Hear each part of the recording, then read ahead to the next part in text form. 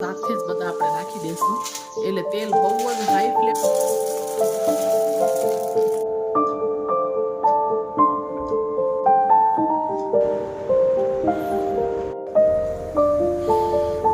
આખી બેણી ભરાઈ જાય ને એટલે પછી ઉપર આવી રીતે તો જો આવી રીતના છે ને બધી ડબ્બી મૂકેલી છે અને પછી બાફવા છે ને મૂકી દઈશ તો છે ને બહુ એને આકરી નથી શેકવાની કે એનો કલર છે ને ચેન્જ થઈ જાય સરસ છે ને બધું જ ડબ્બીમાં આવી ગયું છે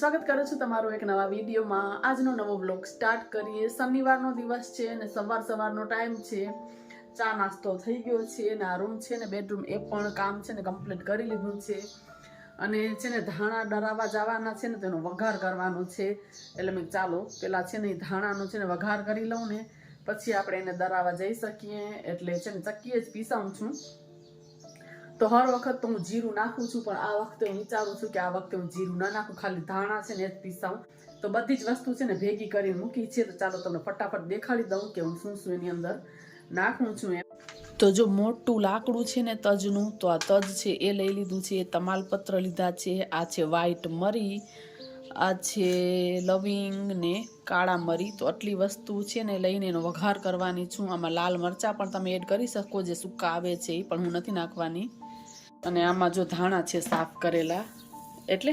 ધાણા હું નથી પીસાવતી હું હર વખત ધાણી છે ને એ જ લઉં છું મસાલાની છે ને સિઝન સ્ટાર્ટ થઈ ગઈ છે ને એટલે લાલ મરચું ને બધું લઈ લીધું છે રાઈ લેવાઈ ગઈ છે ને ખાલી ધાણા છે ને એ હું ઘરે કરું છું બાકી હળદર ને હું કાંઈ જ ઘરે નથી કરતી બધું રેડી જ લઈ લઉં છું ચક્કીમાંથી મસાલા જે મળે ને ત્યાંથી જ એક ખાલી આ ધાણા જીરું છે ને એ આપણે તૈયાર લઈ છીએ ને તો છે ને ખરાબ થઈ જાય છે અંદર આમ ઝારા જામી જાય છે અને જો આ મસાલા નાખીને વઘાર કરીને આખું વરસ જરાય તમને ક્યાંય એક આમ ખબર જ નહીં પડે કે તમને આમ કંઈ ખરાબ થવાનો ડર જ નહીં રહે એટલે હું આવી રીતે જ કરું છું જો તૈયાર છે ને ધાણા જીરું પછી બહુ લઈને આખા વરસનું નથી ચાલતું ખબર નહીં મારી પાસે જેવું થાય છે કે પછી ખ્યાલ નથી એટલે હું નથી લેતી એમ તો ચાલો ફટાફટ વઘાર કરી લઉં તો આ તજ છે ને એના નાના છે ને થોડા ટુકડા કરી લઈશ કેમ કે બહુ બધો મોટો છે ને તો આટલો બધો આમ નાખવામાં ન મજા આવે એટલે આ તમાલપત્ર અને તજ છે ને એના છે ને થોડા છે ને ટુકડા કરી લઈ એટલે પછી આમ પીસાવામાં પણ ઈઝી થાય કેમ કે બહુ બધા મોટા ટુકડા છે એટલે તો જો આવી રીતના છે ને ટુકડા કરી લઈ બધા વઘાર કરેલ ધાણી છે ને બહુ જ સરસ લાગે છે એ કેમ છે ને શાકમાં કોઈ બી ગરમ મસાલા નાખવાની છે ને જરૂર નથી પડતી તજપત્તા છે ને એને પણ આવી રીતના નાના ટુકડા કરી લઈએ આપણે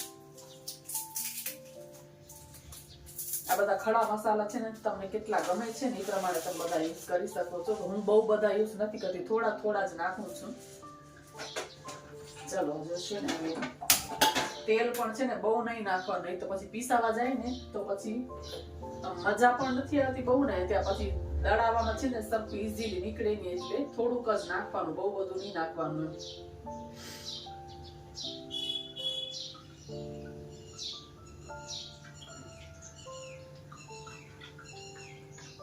ખાલી આ ખડા મસાલા એની અંદર શેકાઈ જાય ને એટલું જ નાખવાનું વધારે નથી નાખવાનું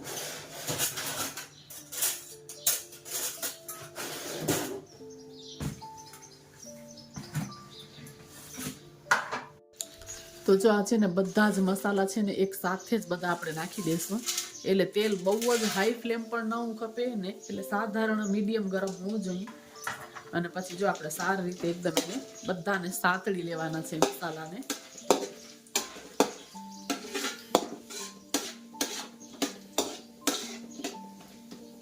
અને પછી છે ને આ ધાણી છે ને એની અંદર એડ કરી દેવાની જો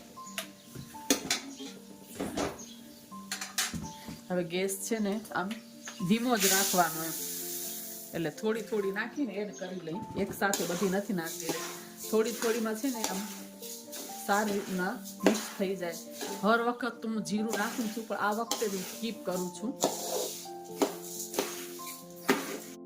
અને થોડોક છે ને હળદર પાવડર નાખું છું એક વખત મેં નથી નાખ્યો પહેલી વખત કરી જોઉં છું કે માર્કેટે લઈને થોડોક કલર એ ટાઈપનો હોય એટલે સાધારણ જો હળદર છે ને એ આ વખતે એડ કરી છે, જોઈએ કેવો હવે કલર આવે છે. તો જો આને મિક્સ કરી અને બીજા છે ને એ પણ થોડા થોડા આપણે એડ કરી લેશું. આમ થોડા થોડા નાખીને એટલે સારી રીતે છે ને મિક્સ થઈ જાય. 5 થી 7 મિનિટ છે ને સારી રીતે શેકી લેવાના, પછી પીસાવીને તો એ બહુ જ મસ્ત બને છે અને જરાય ખરાબ નથી થતા. આખું 1 વર્ષ છે ને તમને જોવું જ ન પડે કે જરાય કે ખરાબ થશે એમ. પેલા હું પણ આવી રીતે ન કરતી, પણ હવે જ્યારથી આવી રીતના કરું છું ત્યારથી મને માર્કેટ વાળા નથી ભાવતા.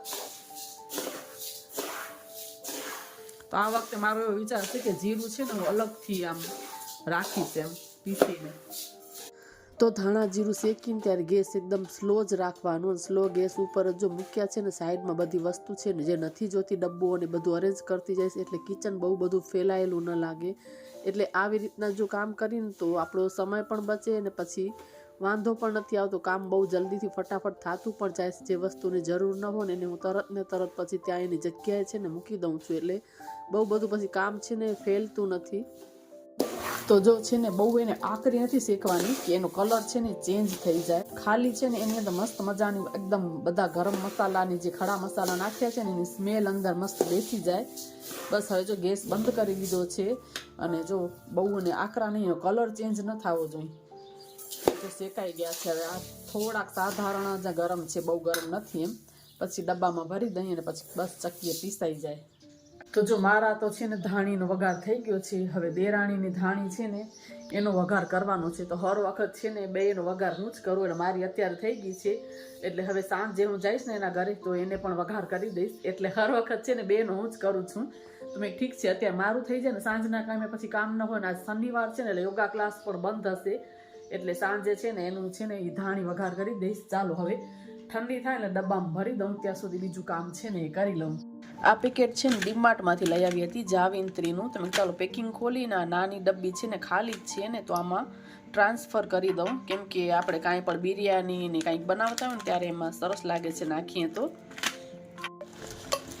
જો આ છે ને જાવિંત્રીનું જો ફૂલ છે, કાંઈક આવી રીતના થાય.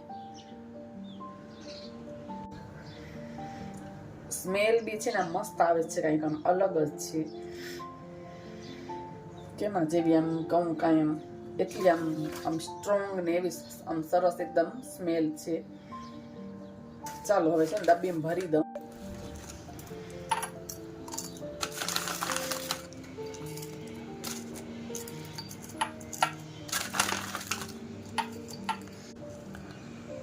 જો આવી રીતના છે ને મસ્ત ડબ્બી છે ને એમાં ભરી દીધા છે. તો જો સરસ છે ને બધું જ ડબ્બીમાં આવી ગયું છે. એટલે હવે અહીંયા સામે જ રાખવું, એટલે કાંઈ પણ શેમાં યુઝ કરવું ને તો કામ આવે. જો મસ્ત ક્યુટ લાગે છે એકદમ, છે ને કલર બી મસ્ત છે એકદમ, ને આમ સુગંધ ને બહુ સરસ છે. તો જો હવે અહીંયા મૂકી દઉં આમ. તો જો આવી રીતના છે ને બધી ડબ્બી મૂકેલી છે. અને આ છે ને મને ગિફ્ટમાં મળેલ હતી, અને આમાં એ 2 ડબ્બીમાં મીઠામો આવ્યો હતો ને આ પણ ડ્રાય ફ્રૂટની છે. હવે બધા આવી રીતના જ આપે છે મીઠામો, એટલે બધી ડબ્બી એની જ છે. આ અલગ છે વળી, એટલે આવી રીતના પછી જો મેં અહીંયા મૂકી છે. કાંઈ પણ નાની નાની વસ્તુ મૂકવી હોય ને આમાં બધે ડ્રાય ફ્રૂટ જ રાખ્યું છે. આ બધી વોશ કરીને મૂકી છે મેં જો, એટલે કાંઈ પણ આપણે રાખવું હોય તો કામ આવે. અહીંયા જો મારી ગ્રીન ટી પડી છે, આ સર્વિંગ પ્લેટ છે. કાંઈ કરું ને તો એમાં પછી સર્વિંગ કરવા માટે. ચાલો બંધ કરી દઈએ. જો પાણી છે ને અહીંયા ગરમ મૂકી દીધું છે, અને મસાલાનો ડબ્બો પણ ઠંડા થઈ જ ગયા છે. થોડી વાર છે ને ખુલ્લો મૂકી દીધો છે. અને કાલ રાત્રે છે ને પાછી છે ને મકાઈ આવી હતી તો મારા હસબન્ડે દાણા કાઢી દીધા છે. પાણી છે ને ગરમ કરવા મૂક્યું છે, અને હવે આને બાફી લઈશ. એટલે મારા દીકરાને છે ને બહુ જ ભાવે છે, એટલે સીઝન છે તો આવી છે તો બાફેલી રેડી હોય ને તો રાત્રે પછી સાંજના ટાઈમે કે ખાવું હોય ને તો કામ આવે. એટલે જો આમાં છે ને બાફવા છે ને મૂકી દઈશ. હમણાં જ મેં 1-2 દિવસ પહેલા જ કરી હતી, પણ મકાઈ આવી હતી એટલે મેં ચાલો મૂકી દઉં બાફવા માટે. તો જો મીઠું, હળદર ને ખાંડ છે ને એ નાખી દઈશું એટલે મસ્ત ટેસ્ટ એકદમ માર્કેટ જેવો જ કલર એમ થઈ જાય છે. તો થોડી ખાંડ નાખવાની છે અને જરા હળદર.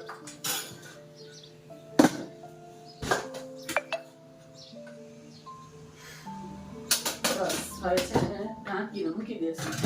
એટલે હું સાઈડમાં વાસણ ને બધા કરીશ ને એટલે ધીમે ધીમે છે ને બફાશે.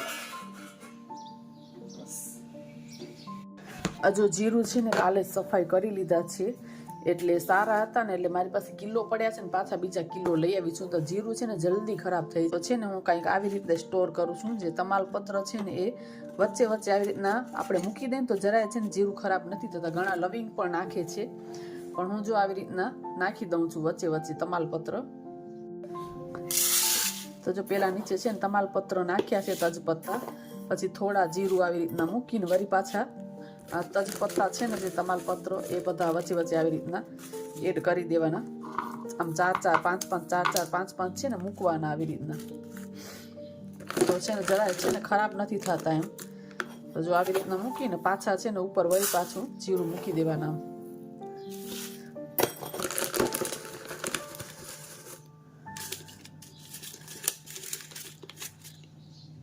આખી બેણી ભરાઈ જાય ને એટલે પછી જો ઉપર આવી રીતે બધા જ તજપત્તા મૂકી દેવાના, અને પછી છે ને ઢાંકણ બંધ કરવાનું.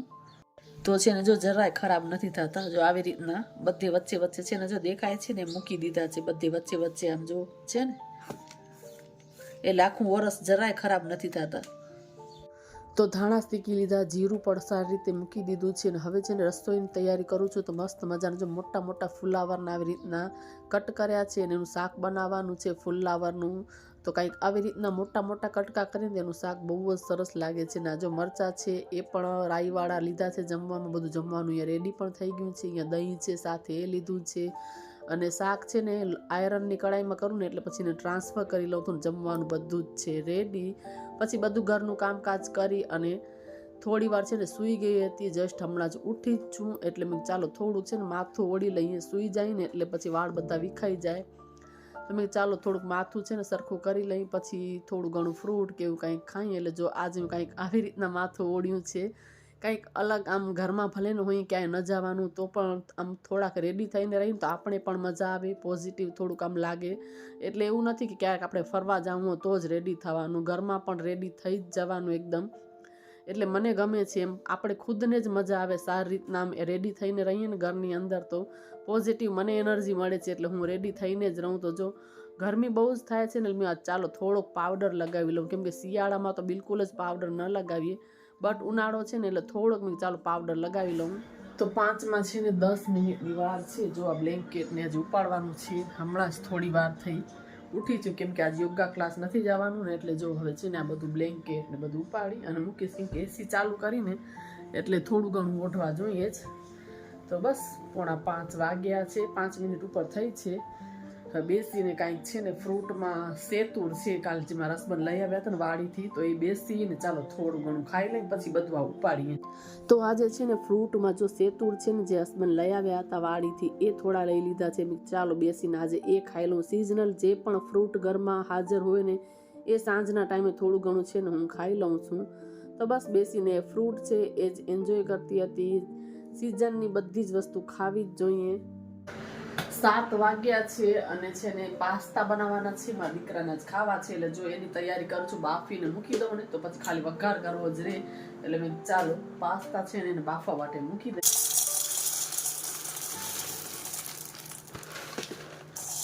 છોકરાઓને છે ને બહુ વધારે ભાવે. એટલે ચાલો હમણાં બહુ દિવસ થઈ ગયા પાસ્તા બનાવ્યા પણ નથી, એટલે જો લઈ આવી હતી દુકાનથી, તો એમને જ પડ્યા છે. ચાલો હવે એને ધોઈને બાફવા મૂકી દઉં.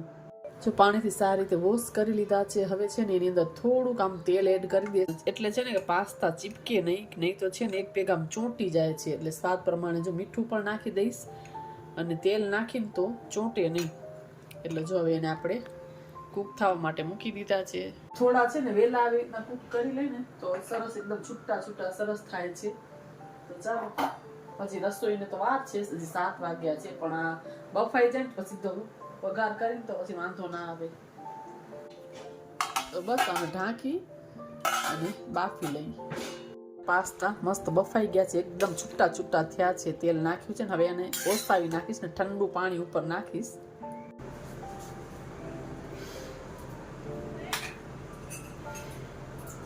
તો પાસ્તાની ઉપર થોડુંક ઠંડુ પાણી નાખી દીધું છે. એટલે સરસ છે એકદમ છૂટા છૂટા જે પાસ્તા છે ને એ થયા છે. બસ થોડી વાર ઠંડા થવા દઈશ. પછી છે ને વઘારની તૈયારી કરવાની છે. તો એના માટે છે ને ડુંગળી ને ટમેટા ને મકાઈ ને ગાજર ને મરચાં લીલા ને આદુ ને બધું જ એકને મિક્સ કરીને ચોપરમાં ચોપ કરી લીધું છે. પછી તેલ ગરમ થયું ને એટલે થોડીક જ હિંગ ચપટીક નાખી અને બધું જ સાથે એક નાખી દીધું છે. ને બસ સારી રીતે એને સાંતળી લેવાનું છે. જ્યાં સુધી એનું તેલ છૂટું ના પડે ને ત્યાં સુધી સાંતળી લેવાના. ના મેગીનો પાસ્તાનો મસાલો છે ને એ લઈ લીધો છે. પછી ઘરે બનાવેલો ટમેટા સોસ છે એ લીધો છે. એટલે થોડોક જે સતળાઈ જાય ને એના પછી આપણે ટમેટા સોસ નાખીને સારી રીતે મિક્સ કરીને પછી બધા પાસ્તા છે ને એ એડ કરશું. તો જો સારી રીતના એકદમ બધા પાકી ગયા છે, તેલ છૂટું પણ પડી ગયું છે. હવે આપણે એની અંદર છે ને મોટા 3 ચમચા છે ને ટમેટા કેચઅપનો જે રસ છે ને તમે કોઈ બી લઈ શકો. મારી પાસે ઘરે બનાવેલો છે તો મેં એ લીધો છે. સારી રીતે નાખીને એને મિક્સ કરી લેવાના છે. ને પછી આપણે છે ને થોડા કરીને પાસ્તા એડ કરતા જશું ને મિક્સ કરશું. એક સાથે હું નથી નાખી દેતી, થોડા નાખીને તો સારી રીતના મિક્સ થઈ જાય છે. એટલે મિક્સ કરી લેશું સારી રીતે. પછી પાસ્તાનો જે મસાલો છે એ ઉપરથી આપણે એડ કરીને સારી રીતે મિક્સ કરશું. અને બહુ જ ટેસ્ટી બન્યા હતા પાસ્તા અંદર, કેમ કે બધું મકાઈ ને બધું જ વેજીટેબલ જેટલા મારી પાસે ઘરમાં હતા ને બધા મેં એડ કર્યા હતા. અને એકદમ છૂટા સરસ પાસ્તા બન્યા હતા. તો બસ આજનો વિડીયો આટલો જ. વિડીયો સારો લાગ્યો તો જરૂરથી ચેનલને લાઇક, શેર અને સબસ્ક્રાઈબ કરવાનું ભૂલતા નહીં. ફરી પાછા મળીએ નવા વિડીયોમાં. ત્યાં સુધી બધાને બાય.